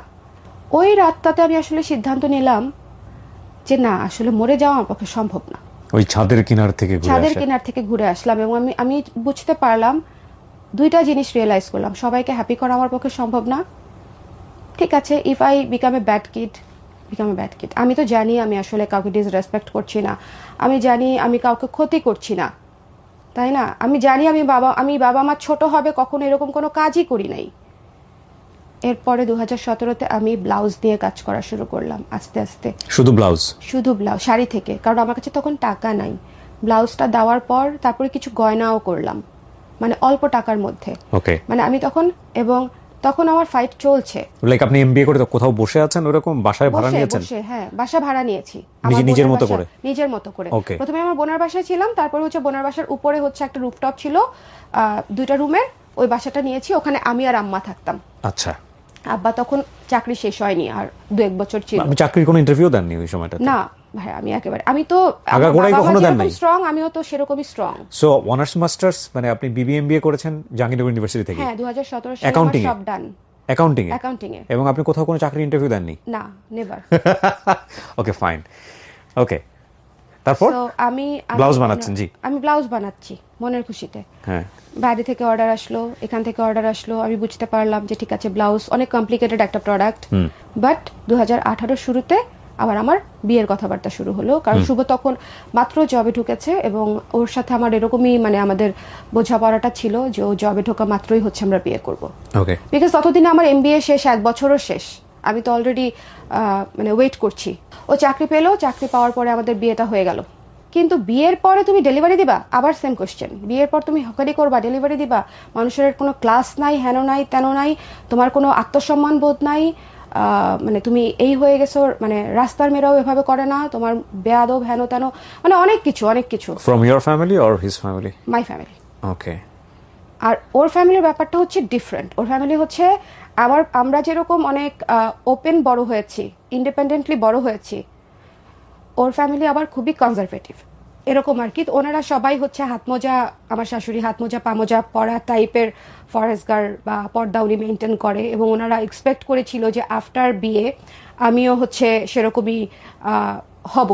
বের হচ্ছে, আমি কিন্তু অশালীন জামা কাপড়ও পরি না, মানে আমার ফ্যামিলি কিন্তু এমন না যে অশালীন জামা কাপড় আমাকে পারমিট করবে বা আমাদের সমাজে যেটা একসেপ্টেড না সেরকম কোনো কিছু আমি করেছি বা করছি সেরকমও না, কিন্তু জিনিসটা আবার ওভারও না। হ্যাঁ, তো তখন আমি যখন বুঝলাম যে আমি পুরা ডিফারেন্ট একটা জোনে গিয়ে পড়েছি, এবং আজকে প্রথমবারের মতো আমার সেকেন্ড ট্রমার কথা আমি শেয়ার করব, যেটা আমার বাবা মাও জানে না, কেউই জানে না, আমার ফ্রেন্ড 2-1 জানে, শুভ জানে। সেটা হচ্ছে বিয়ের প্রথম রাতে আমার বাবা কিন্তু ভীষণ আদর করে আমাকে, এবং আমরা অনেক বড় প্রোগ্রাম করে আমাদের সামর্থ্য অনুযায়ী আমাদের বিয়ের প্রোগ্রাম করা হয়েছে। আমার শ্বশুরবাড়ি থেকে চাচ্ছিল না যে বিয়ের প্রোগ্রাম করে বিয়েটা হোক, তার কারণ উনি তখন ওনার ফ্ল্যাটের কাজ করছে আর কি, আমার শ্বশুর। তা ঠিক আছে, আমার আব্বার কোনো আপত্তি নাই, আপনারা না করেন আমি করি, আমার মেয়ে, আপনারা আসেন। তো আমার হচ্ছে প্রায় 3.5 ভরির মতো হচ্ছে আমার বাবা আমাকে গোল্ড দিয়েছে, একদম ধরেই বললাম, ওই সময় 2018-তে। এবং আমার বাবা আমাকে আমার বোন জিজ্ঞেস করেছে যে আমরা 2 ভাবে যেতে পারি। আম্মা বা আব্বা দুজনেই বলেছে যে এক হচ্ছে আমি তোমাকে আমার যত মানে প্রিপারেশন আছে পুরোটা দিয়ে তোমাকে আমি গোল্ড বলো বা ফ্যামিলি সাজিয়ে দেওয়া বলো সেভাবে যেতে পারি, অথবা আমরা হাফ হাফ করেও করতে পারি, যে আমরা বিয়ের প্রোগ্রামও করলাম আবার ওইটাও করলাম। আমার এমনিতেও গোল্ডের প্রতি খুব একটা ফ্যাসিনেশন, মানে গোল্ডকে জীবনে আমি এত বড় ভাবে বা গুরুত্ব দিয়ে কখনো চিন্তা করি নাই। অনেকে ট্রমাটা কি ছিল? হ্যাঁ, তো গোল্ড দিয়েছে 3.5 ভরি বাবা, আমি নিজে পছন্দ করে কিনেছি। হ্যাঁ, এবং ওই টাকাটা খুব স্পেশাল একটা টাকা থেকে এসেছে। আমার ভাইয়া যখন বেঁচে ছিল তখন সে শেয়ার মার্কেটে ইনভেস্ট করেছিল, তো ওই 1.5 লাখ টাকা ভাইয়ার টাকাটা যেটা ছিল সে রেখেছিল ওই পারপাসে, যদি কখনো ইমার্জেন্সি আসে তাহলে যাতে সেটা খরচ করা হয়। তো ভাইয়া মারা যাওয়ার পরে 2011 থেকে 18 পর্যন্ত সেই টাকাতে কেউ হাত দেয় নাই, ইমোশনালি আর কি, হ্যাঁ, দিতে পারে নাই। তো ওইটা পরে হচ্ছে আমার বিয়ের সময় ওই 1.5 লাখ টাকা দিয়ে 3.5 ভরির মতো ছিল তখন, আমি সেট কিনেছি একটা। প্রথম রাতে যেটা শুভর বাসায় যখন আমি গেলাম, খুবই ভালো, আমার শাশুড়ি খুবই অমায়িক মানুষ, একেবারেই শ্বশুর বাড়ির ইয়ে করছি না, আমি জাস্ট ট্রমাটুকু বলবো। হ্যাঁ, প্রথম ঘটনা যেটা ঘটলো, আমার দাদির শাশুড়ি এসে আমার রুমে ঢুকলেন, খুবই ভালো কথা, তখন আমি চেঞ্জ করি নাই, মানে আমি সবকিছু পরা মাত্র খুলছি, এবং অবভিয়াসলি আমি ওই সেটের সাথে আরো কিছু সৌন্দর্য বর্ধনের জন্য আরো কিছু সেট টায়রা আমি পরেছিলাম যেগুলো ইমিটেশন। উনি প্রথমে এসেই যেটা বললেন যে তোর এগুলা কিসের, মানে উনি লিটারেলি আলাদা করে ফেলেন। দাদি শাশুড়ির বয়স অনেক, মানে লাইক ওনাকে ব্লেম করাটা ঠিক না, বয়স অনেক বলে, বাট আবার এটাও ঠিক উনি যাতে এই কাজটা না করেন এই জিনিসটা অন্য সবার খেয়াল রাখা উচিত ছিল। এটা খুবই ইম্পর্টেন্ট, এবং এটা আমি বলবোই। আমাকে আমাকে অনেকে অনেকবার বুঝিয়েছে, যেহেতু এটা নিয়ে অনেক বছর সাফার করেছি। এটা ছাড়া আরো কিছু ঘটনা ছিল, যাই হোক, ডিরেক্ট বলছে তোর বাপে কি দিছে, that was the line. And আপনি দাদি শাশুড়ির ওই সময়টার কালচারটা কিন্তু এরকমই, কিন্তু আমাদের তো আসলে না কালচার ভাইয়া, কালচার এক্স্যাক্টলি, কালচারটা যখন সেরকমই, আমার মানে শ্বশুর শাশুড়ির কালচারটা নিশ্চয়ই আরেকটু আপগ্রেডেড ছিল, তাদের সন্তানের ক্ষেত্রেও নিশ্চয়ই কালচারটা আরেকটু আপগ্রেড করতে হবে। আপনি যদি আমাকে সেখানেই ভ্রমণ করিয়ে নিয়ে আসেন তাহলে আমাদের ডেভেলপমেন্টটা কোথায়? মানে আমার জেনারেশন তো আসলে দাদি শাশুড়ি জেনারেশনকে ফেস করবে না, এটাও সত্য কথা। রাইট। আপনি নিশ্চয়ই আপনার মাকে বলবেন যে মা তুমি কিন্তু, ও কিন্তু অনেক ছোট, হ্যাঁ, বুঝবে না, এভাবে এটা তোমার কিন্তু যাওয়াটা ঠিক হবে না। এক্স্যাক্টলি যাওয়াটা ঠিক হবে না। ইনফ্যাক্ট ওইগুলো হয়তো বা ওনাদের কাছে খুব নর্মাল কোনো বিষয় হতে বা পারে। না, আমি একটু বলি মানে শেষ প্লিজ করি। প্লিজ, হ্যাঁ। তো জাস্ট ঢিল মেরে ভাবে ফেল দিচ্ছে মাত্র এইটুকু বিছানার মধ্যে। এবং ভাইয়া আমার মতো আত্মসম্মান বোধ সম্পন্ন একটা নারীর জন্য মানে ওই রাতটা আমার বাসর রাত, লিটারেলি আমি আজকে অন ক্যামেরা বলতেছি, কাল রাতের মতো ছিল। আই ওয়াজ লাইক, আমি এখন আমার বোনকে ফোন দিব, ও গাড়ি পাঠাবে, আমি চলে যাব। শুধুমাত্র শুভ এবং শুভর আম্মা, শুভর আমার শাশুড়ি এসে আমাকে বুঝালেন, উনি তো বুঝে না, তুমি কিছু মনে করো না, হেন না তেন না, অনেক কিছু। আবার এটাও বললেন, আমি জানি তোমার বাবা তোমাকে কখনো ঠকাবেন না। সো সাইকোলজি ডিফারেন্সটা আমি কি বোঝাতে পেরেছি? আমি আর কিছুই বলবো না ওনাদের সম্পর্কে, আমি শুধু ডিফারেন্সটা এটুকু বোঝায় আপনাদেরকে, মানে এটুকু আমার অডিয়েন্সকে বললাম। তার কারণটা হচ্ছে প্রত্যেকটা নারী আমরা ফেস করি ভাই, আমরা ফেড আপ। আপনি দেখেন গরিব ধনী, শিক্ষিত অশিক্ষিত, চাকরিরত চাকরি ছাড়া কোনো নারী এই ধরনের সেম জিনিস হয়তো করে নাই, কাছাকাছি করেছে, এটা নিয়ে হয়তো করে নাই, অন্য কিছু নিয়ে করেছে। কেন মানে ডোন্ট উই ডিজার্ভ মানে রেসপেক্ট? আমার বাবা, মেয়ের বাবা বলে উনি রেসপেক্ট ডিজার্ভ করে না? আমার বাবা, আমি তো উনি ওনার ছেলেকে যে পরিমাণে, ধরেন আমি একটু যদি বলি, ওনার ছেলেকে যে পরিমাণে ফ্যাসিলিটিস দিয়ে বড় করেছে, আমি তার চেয়ে ভালো ফ্যাসিলিটিস পেয়ে বড় হয়েছি, তার চেয়ে প্রায়োরিটি পেয়ে বড় হয়েছি। একটু চিন্তা করে দেখেন, আমরা কি কখনো চিন্তা করতে পারি যে আমাদের সমাজে আমরা ছেলেদেরকে এই ধরনের কথা বলতে পারবো? বা আমাদের সমাজে আমাদের ছেলেদেরকে কি কখনো এই জিনিস কখনো ফেস করতে হয় যে শ্বশুর বা শাশুড়ি এসে বলবে, বাবা তুমি এটা পড়ো না, এটা কিন্তু পড়লে ভালো দেখাবে না? না, এটা আমরা চিন্তা করি না। আমরা এত ক্যাজুয়ালি নিয়ে নিয়েছি ভাইয়া এই মানে ডিসরেসপেক্ট গুলাকে, যে আমরা মেয়েরা এখন বুঝতেই পারি না যে কোনটা রেসপেক্ট আর কোনটা ডিসরেসপেক্ট। I do agri. ঠিক আছে, আমাদের সোসাইটির এই স্টিগমাগুলো, কালচারালগুলো, এগুলো চেঞ্জ করা উচিত ডেফিনেটলি। উনি যে বিষয়গুলো বলছেন, এগুলো যদি আপনি আপনার নিজের মেয়ের জায়গা থেকে অনুভব করেন যে আমার মেয়েটা ফেস করছে, তাহলে আপনি বুঝবেন যে ইট ইজ টাফ। অনেকে বলতে পারে যে তুমি অনেক হার্ডলি চিন্তা করছো। না, আমি হার্ডলি চিন্তা করছি না। একটা মানুষ আমাকে আমার পার্সোনাল বিষয়ে কথা বলবে না, এটাই নর্মাল। Please normalise that. কেউ অ্যাবনর্মালি কথা বলছে আর আপনি এসে বলছেন তুমি কিছু মনে করো না, কষ্ট পেও না, সেটা নর্মাল না। Don't normalise that.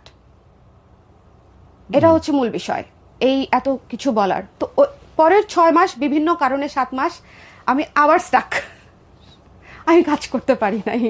এবং আমাকে ডিরেক্টলি জিজ্ঞেস করা হয়েছে, তোমার পেজ তো শুধু মেয়েদের জন্য না, মেয়েরা দেখতে পায়? আমি বলছি না, আমার পেজ তো শুধু মেয়েদের জন্য না। আমি তো মিথ্যা কথা বলি না অযথা, মানে মিথ্যা কথা বলাটাও আমার জন্য অসম্মানজনক আমি মনে করি।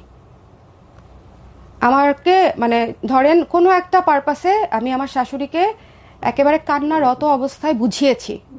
উনি কিন্তু অনেক মানে ম্যাচিওর এবং বোঝেন। উনি কখনো আমার উপর কোনো কিছু অন্য শাশুড়িদের মতো চাপিয়ে দেন নাই, বা আমি জাজ করছি না। আমি আদার্স আরো অনেককে দেখেছি আরো অনেক বেশি অ্যাগ্রেসিভ থাকতে, উনি ছিলেন না। যতটুকু ছিলেন অতটুকু আমার জন্য যথেষ্ট ছিল, যদিও মানে অ্যাজ এ পার্সন। কারণ আমি শুভকে বিয়ের আগে থেকে ধরেন আমি বলে আসতেছি, শোনো, আই ওয়ান্ট এ লাইফ যেখানে সবাই মানে একটা সংসারে ছেলে এবং মেয়ে সমানভাবে কাজ করবে। তুমিও আর্ন করবে, আমিও আর্ন করব। তুমিও পড়াশোনা করেছো, আমিও পড়াশোনা করেছি। বাসায় রান্না যার যখন সুবিধা হবে সে সেভাবে করব। বাট আমি যেটা পেয়েছি আফটার ম্যারেজ, সেটা ওই আবার মানে ধরেন উনি যে জায়গাটা পোক করার চেষ্টা করছে, ওনার ফ্যামিলি থেকে, ওনার ব্যক্তিগত যে ফ্যামিলি, মানে ওনার বাবা মা ভাই বোন কেউই কিন্তু সাপোর্ট করছে না। আবার শুভকে পেল সে কমপ্লিট গুড একটা প্যাকেজ, কিন্তু শুভর ফ্যামিলি জায়গাগুলো আবার এরকম। এখন ওনার বিজনেসের অবস্থাটাও কিন্তু খুব একটা ভালো না, আবার নতুন করে ট্রাই করে যাচ্ছে। এবং উনি নিজে থেকেও একটা বড় ধরনের চাপ নিশ্চয়ই ছিল মাথায়, যে আমি BBA করা একটা মানুষ, আমার তো সাকসেসের একটা জায়গা থাকতে হবে। সো এইটা আমাকে প্রমাণ করার একটা জায়গা, আবার সেখানে গিয়ে বারবার হোঁচট খাচ্ছে। আমার কাছে 7-8 মাস গেল মনে হয় আমার এই ফ্যামিলি ইস্যুগুলা হচ্ছে সেটেল করতে, মানে বুঝতে, ওনাদেরকে বুঝতে যে ওনারা আসলে কি চায়, আমি আসলে ওনাদের কাছ থেকে কি চাই, বা কি রকম রিলেশনশিপ হতে পারে, এই জিনিসগুলো বুঝতে। ততদিনে আমার লাইফের একটা টার্নিং পয়েন্ট আমি আপনাদেরকে বলতে চাই, সেটা হচ্ছে আমি একটা ট্রিপে গিয়েছিলাম নেপালে, ট্রেকিং হচ্ছে আমার, ওই ট্রেকিংটা আমার লাইফের আমি বলবো আমার একটা টার্নিং পয়েন্ট। আপনি যখনই নিজেকে আপনার সাধ্যের বাইরে পুশ করবেন, আপনি নিজের সম্পর্কে অনেক কিছু জানতে পারবেন, যে না এর চেয়েও বেশি এনডিওর করার ক্যাপাসিটি আপনার আছে। কি হলো আপনার ওখানে গিয়ে? আমি যখন যাচ্ছি আমার পায়ের নখ হচ্ছে দুইটাই পেকে গেল। জুতাটা এক সাইজ ছোট কিনেছি, নেপাল থেকেই কিনেছি, জুতাটা কমফোর্টেবল হয় নাই, আমি লিটারালি খালি পায়ে হেঁটেছি। একটা পর্যায়ে যাওয়ার পর ওখানকার যে লোকাল ডাক্তাররা আমাকে বললেন তুমি আর ট্রেকিং করতে পারবে না কোনোভাবেই, যদি ঘোড়ার পিঠে উঠে তুমি যেতে পারো তাহলে যাও, আর নাইলে তোমার এই পা কিন্তু রিস্কে চলে যাবে। তারপর ওরা থেকে বললাম আপনারা প্লিজ কোনো একটা অ্যান্টিবায়োটিক দেন যাতে অ্যাটলিস্ট আমি দেশে ফেরা পর্যন্ত, ট্রিটমেন্ট নেওয়ার আগ পর্যন্ত আমি যাতে ঠিক থাকি। ওই রাতে আমি ঘুমাতে পারি নাই, ধরেন তখন আমার সপ্তম কি অষ্টম দিন চলছে ট্রেকিং এর। সেদিন আমি চিন্তা করছিলাম কি চলে যাব, ফিরে যাব নাকি করব, ফিরে যাব নাকি করব। ভোরবেলা উঠে আমি সিদ্ধান্ত দিলাম যে আমি অবশ্যই এটা কমপ্লিট করব, এবার যেভাবেই হোক। এবং আমি কমপ্লিট করেছি, খালি পায়ে হেঁটেছি, শুধু মোজা পরে হেঁটেছি। So that's give you the motivation actually যে আমি কেন পারবো না। ওইটা হচ্ছে আমার ভাই, আমার ধারণা আমার ক্যাপাসিটি সম্পর্কে আমাকে একটা আইডিয়া দিয়েছে যে আমি আসলে কত দূর যেতে পারি। মানে আমার একটা ভিশন তৈরি হয়েছে যে আমি স্বর্ণা ঢাকায় বসে না থেকে আমি যদি নেপালের একেবারে চূড়ায় অন্নপূর্ণার নিচে আমি যদি বসে আসতে পারি এবং এইরকম পায়ের অবস্থা নিয়ে আমি যদি আসতে পারি, আমি যদি এটা অর্জন করতে পারি, জয় করতে পারি, ওইটা একটা পর্বত জয়ের মতো একটা ব্যাপার। একজন মানুষ, আমি তো আর এভারেস্ট জয় করি নাই, বাট আমার কাছে ওইটা এভারেস্ট জয়ের মতোই একটা ব্যাপার ছিল। সো ওইটা না আমার কনফিডেন্স লেভেল অনেকটুকু বাড়িয়েছে, আমাকে অনেকটুকু হিল করেছে ভেতর থেকে। ধরেন যেই ইনসিকিউরিটিসগুলো ছিল, আপনি যেটা বললেন যে আমার সমবয়সী যারা, অবশ্যই তারা পাবলিক বিশ্ববিদ্যালয় থেকে পড়াশোনা করেছে বা বিবিএমবিএ করেছে, তারা অবশ্যই সবাই ব্যাংকার হয়েছে, বিসিএস ক্যাডার হয়েছে, সবাই সবার জায়গায় কিন্তু তখন স্টাবলিশড। এবং আমি অ্যাম্বিশিয়াস হওয়া সত্ত্বেও, হার্ডওয়ার্কিং হওয়া সত্ত্বেও আমি তখনও কিছুই করি না। আমি তখন লিটারেলি হাউস ওয়াইফ ওই 8 মাস 7 মাস। এবং ওখান থেকে ফিরে আমি আবার কাজ শুরু করলাম এবং আমার নিজের ব্যাংক অ্যাকাউন্টেই হচ্ছে 20,000 টাকা ছিল। ওইটা আমার সেকেন্ড ইনভেস্টমেন্ট 2018 শেষে, 2019 থেকে যদি আমি ধরি, কুর্তি করলাম কিছু, ব্লাউজ করলাম কিছু, শাড়ি করলাম কিছু। শুভর চাচার হচ্ছে একটা কার্ড ছিল, মানে শুভ তখন বুস্টিং করা শুরু করেছে, তো বুস্টিং এর ইস্যুটা আমার একটু দূর হলো। যদিও হচ্ছে আমি তখন মানে ক্রমাগত মানে কন্টিনিউয়াসলি বুস্টিং করি না। আমার ততদিনে মানে আমি জানি না আমার প্রেজেন্টেশন হোক বা সবাই আমাকে খুব পছন্দ করে। আমার ক্লায়েন্ট বেসটা খুব ডিসেন্ট ক্লায়েন্ট বেস ভাইয়া, I am really proud of it. মানে আমাদের থাকে না ওই সময় কিন্তু প্রচুর নেগেটিভ কমেন্ট আসতো, প্রচুর খারাপ খারাপ কথা। এখন তাও হয়তো একটু কমেছে, আমি জানি না। মানে আমার তখনও কোনো খারাপ কমেন্ট আসতো না। আমার হয়তো লাইভের ভিউ হাজার হয় না, লাইক 2K 5K এরকম হচ্ছে না, 200 জন মানুষ দেখছে, 100 জন মানুষ দেখছে, বাট তার 80% হচ্ছে আমার ক্লায়েন্ট। 2020-এ করোনা, একদম পহেলা বৈশাখের জন্য হিউজ ইনভেস্টমেন্ট করেছি, মানে আমার হাতে যা টাকা ছিল পুরো টাকা ইনভেস্ট করে বসে আছি। এবং ততদিনে আমি আমার ফ্যাক্টরি দিয়েছি, প্রথম ফ্যাক্টরিটা হচ্ছে 2019-এর শেষের দিকে দিয়েছি। কত টাকা ইনভেস্ট করলেন প্রথম ফ্যাক্টরিতে? ফ্যাক্টরিতে ভাইয়া ভাড়া ছিল 10,000 টাকার মতো, আর আমরা ছিলাম মনে হয় 7 জনের মতো আমার এমপ্লয়ি ছিল। মানে আমার বাবা তখন আস্তে আস্তে হচ্ছে জিনিসটা রিয়েলাইজ করতে শুরু করলেন যে আমি আসলে বিজনেসটাই করব। তখন থেকে করোনার সময়টা থেকে আব্বা রিটায়ার করলেন, আব্বা তখন আমার সঙ্গে থাকা শুরু করলেন। আব্বা যখন আমার সঙ্গে থাকা শুরু করলেন তখন আমার বাবা আমার ফ্যাক্টরিতে বসা শুরু করলেন। আফটার রিটায়ারমেন্ট আমার ফ্যাক্টরি হচ্ছে মিরপুর 12-তে, ওকে, আমার নিজের ফ্যাক্টরি। তো এই ফ্যাক্টরিতে কি হয়, মানে সেলাইয়ের কাজ? এই ফ্যাক্টরিতে সেলাই হয়, প্রিন্টিং হয়, ওকে, এমব্রয়ডারি হয়, হাতের কাজ হয়, ফুল সেটআপ আমার, কারচুপি হয়। মানে এখন আমার ফ্যাক্টরিতে প্রায় মোর দ্যান 35% আছে। 35% মানে কি কাজ করে? যারা কাজ করে রেগুলার এমপ্লয়ি। ওকে, 30 জনের উপরে, মানে আসা যাওয়ার উপরে থাকে। এই ধরনের সেক্টরে তো আসলে খুবই মানে আসা যাওয়ার উপরে থাকে আর কি, আজ আছে। তো এর মধ্যে শুভ চিন্তা করলো ও আসলে জব ছেড়ে দিবে। ও যে জবে ছিল, ও জব করতে চাচ্ছে না, জব এনজয় করছিল না। উনি জব ছেড়ে দিলেন এবং আমার মাথায় বাস সেভিংস করতে পারি না। উনি আপনার বিজনেসে জয়েন করলো 2 বছর পরে। 2 বছর পরে ফাইনালি আপনার বিজনেসে জয়েন করলো? হ্যাঁ, বিজনেসে জয়েন করেছে, বাট বাবাও জয়েন করেছে হিসেবে জয়েনটা কেউই খাতা কলমে নেই এবং কারোরই কোনো আর্থিক সুবিধা নাই। আমার বাবা কিন্তু 4 বছর 5 বছর ধরে আমার ফ্যাক্টরিতে বসেন উইদাউট এনি মনিটারি, এটাকে কি বলবো, প্রফিট বা কোনো কিছু, হ্যাঁ সার্ভিস। হ্যাঁ, এবং উনি সকাল 9টা থেকে রাত 8টা পর্যন্ত অফিস করেন। উনি এখনো ফ্যাক্টরিতে। আজকে আমাদের লাস্ট ডে ফ্যাক্টরি, আজকে বোনাস দেওয়া হবে ফ্যাক্টরি। এবং মানে আমার ফ্যাক্টরিতে আমি কখনো 1 মাসের বেতন আমি ডিউ রাখি না। That's a very good thing, very good thing. So আপনার এখন বিজনেস অ্যাসেট যদি আমি বলি মানে সেটা তো আপনি শুরু করেছিলেন 20,000 টাকা, আবার যদি বলি সেই নিজের জমানো টাকা দিয়ে, তার আগে তো একেবারে কিছুই না। এখন কত অ্যাসেট আছে? ইনভেস্টমেন্টের আসলে ভাবে মানে লাইক হবে তো ভাইয়া কয়েক কোটি টাকা। ওকে, সো আপনার কোনো শোরুম আছে এখন? আমাদের শোরুম এখন স্টুডিও বাদে, আমার স্টুডিও বাদে 3টা। কোথায় কোথায়? এটা হচ্ছে বেইলি রোড, ধানমন্ডি এবং হচ্ছে উত্তরা। এটি কালার কালার ক্রেজ নামি। কালার ক্রেজ নামে। কালার ক্রেজ নামি। এবং আমার এখন 95% সেল বা 98% সেল হচ্ছে অর্গানিক। অর্গানিক মানে কোথাও কোনো পুশ করতে হয় না, বুস্টিং করতে হয় না, কিচ্ছু নাই। এবং আপনার সব মিলাই এখন এমপ্লয়ি কতজন? আমার সব মিলিয়ে মোর দ্যান 60। মাশাআল্লাহ মাশাআল্লাহ। এটা আমরা বাড়াবো, ইনফ্যাক্ট বাড়ানোর চেষ্টা করছি গত 6 মাস ধরে, মানুষ পাচ্ছি না, না হলে আরো বাড়তো। ওকে, সো ফ্যাক্ট হচ্ছে যে আপনার কয়েক কোটি টাকার বিজনেস এবং ডেফিনেটলি এটা প্রফিটেবল বিজনেস এখন। আলহামদুলিল্লাহ। এবং 60 জন মানুষ ওনার প্রতিষ্ঠানে কাজ করে। Wow, what a story. So future plan কি? ফিউচার প্ল্যান ভাইয়া, মানে আমি যেখানে আছি আমি সেখানেই সেভাবেই কাজ করতে চাই। আমি শুধু একটা জিনিস অ্যাড করতে চাই ভাইয়া, আমি যে 10 বছর 12 বছর 14 থেকে 26 12 বছর আমি কিন্তু মানে একদম শুরুর দিককার একজন এন্টারপ্রেনার। আমাকে নিয়ে আপনি পুরো ইন্টারনেট ঘেটে একটা কোনো কন্ট্রোভার্সিয়াল পোস্ট পাবেন না, একটা ভিডিও পাবেন না।